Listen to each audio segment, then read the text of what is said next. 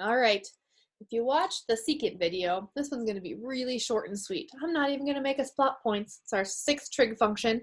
We know how to plot points. We could plot points by looking at our unit circle, thinking of cosecant as 1 over y, and we could plot a bunch of points. But instead, I want us to see if we can figure out what the secant would look like by looking at its reciprocal identity, the sine function.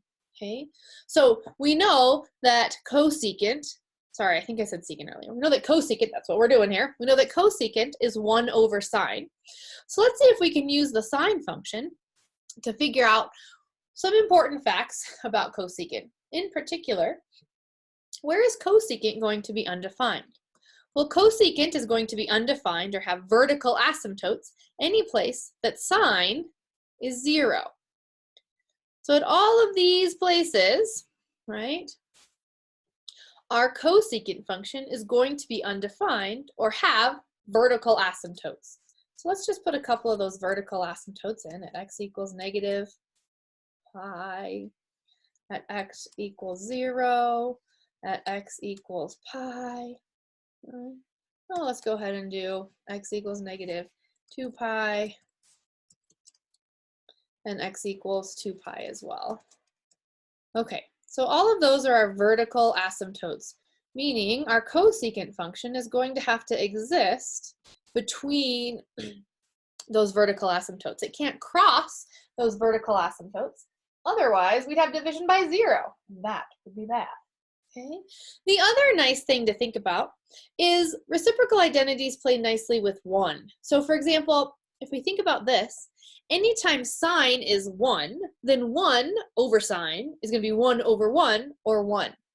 So at each of these points, right, when sine is 1, our cosecant function is also going to be 1. Okay, so we know, for example, that we have the point negative 3 pi over 2, 1. Oh my goodness, comma 1. That's going to be a point on our cosecant function. Similarly, over here at pi over 2, we know that we're going to get the point pi over 2, 1 on our cosecant function. Now, just like 1s are nice, so are negative 1s.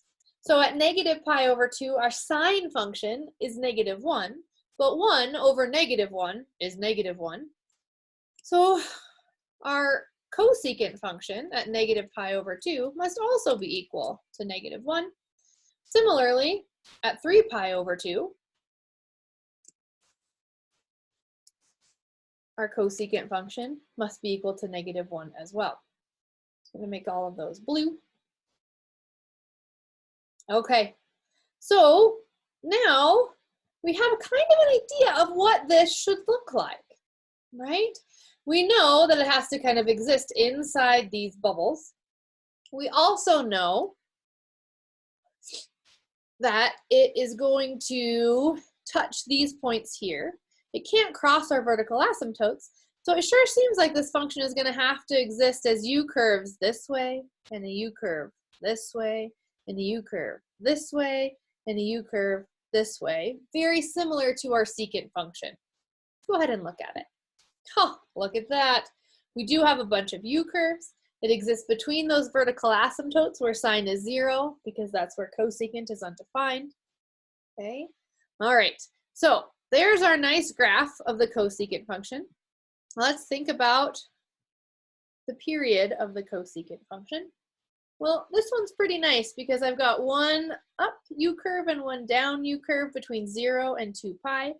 So again, the period of the cosecant function, just like the period of the secant function, just like the period of the sine function, just like the period of the cosine function, is 2 pi. All right, so let's do a little bit of previewing. We can take our cosecant function and we can shift it all around, just like we did with everything else. Okay, let's first talk about reflections. If I throw a negative in front of the cosecant function, it's going to reflect it across the x-axis. Ready? There it is. Again, it looks like it's moving left and right, but really this is flipping across our x-axis. Now with our secant function, putting a negative inside with the x didn't do anything because our secant function was symmetrical about the y-axis. This guy is not symmetrical about the y-axis, so I would expect putting a negative in front of the x, which is a reflection across the y-axis, to have an impact. Let's see. So it does. Okay, so there's our y-axis reflection. Now we can also move the cosecant function up and down. Let's think. If I want to move the cosecant function pi units to the left, I'm going to add pi. And if I want to, at the same time, move the cosecant 1 unit up, I'm going to add 1. We should probably put our original on there so we can check. Oh my goodness gracious. So there's our original cosecant. And let's see if this is our cosecant function shifted up 1 and to the left pi. Well, I definitely see the up 1. Left pi, well, if I look at this guy here, he went from pi over 2 to negative pi over 2, which is a left shift of pi.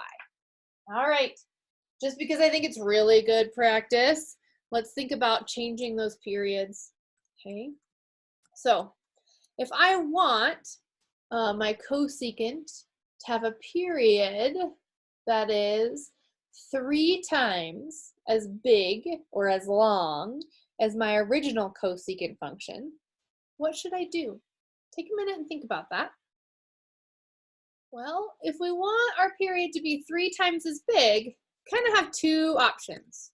We can multiply by 3, or we can divide by 3, right? Oh, trying to give it away, stop it. Right? We can multiply by 3 or divide by 3. Multiply by 3 or multiply by 1/3. Those are going to be our horizontal multipliers, and they change our period.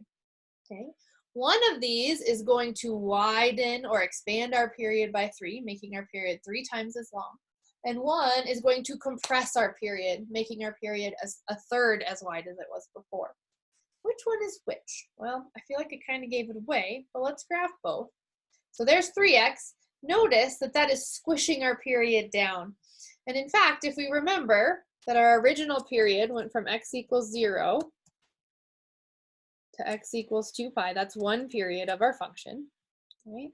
If we look at our new function, notice that there's 1, 2, 3 repetitions of that function in there. In other words, we fit 3 repetitions of our function between 0 and 2 pi, meaning we've compressed this period down by a factor of 3. So our period is 3 times smaller than it was before. Similarly, right, if I wanted to make my period 3 times wider, I would divide by 3. Okay, notice that our period is now much wider. Another way of thinking of this that's a little bit weirder for this one is that means that 1/3 of my new graph will fit inside my old period. Okay.